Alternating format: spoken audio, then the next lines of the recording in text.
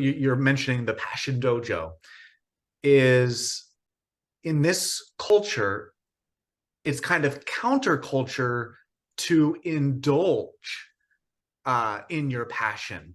There's not enough time to indulge, to luxuriate in your passion, especially as a busy entrepreneur or where survival is the only thing that you're concerned about, or even just to get to the next thing and you're racing for the milestones. And like you were saying, this older concepts of luxury, right?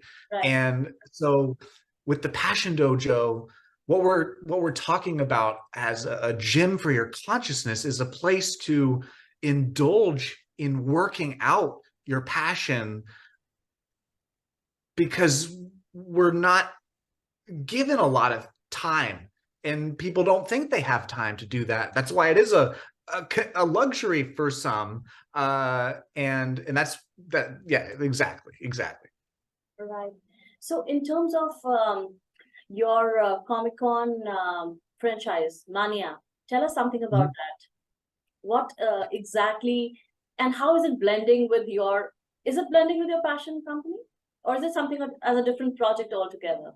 It's a different project altogether, though, all connected. I have big places in my heart. That really was,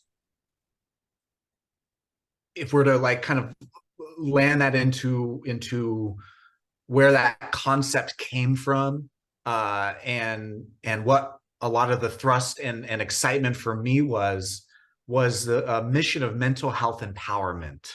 That really felt really important to me, especially we're talking, 2013, 2014, the conversation about mental health wasn't as open as it is now. And I kind of saw that this thing needed to open up a little bit. And we created a comic book that had a really cool spin of how superpowers can develop, and we had this mental health empowerment message behind it. And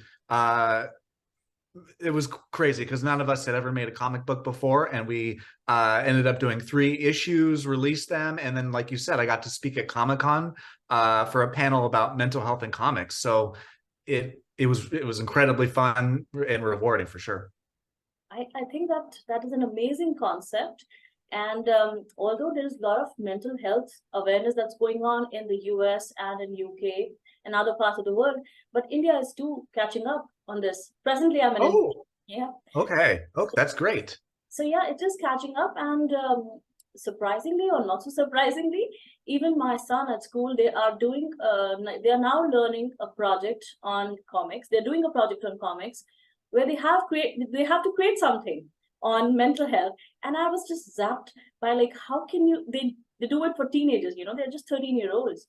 So yes. So that kind of awareness is pretty much there now, around the world, I guess. And I feel so too, right?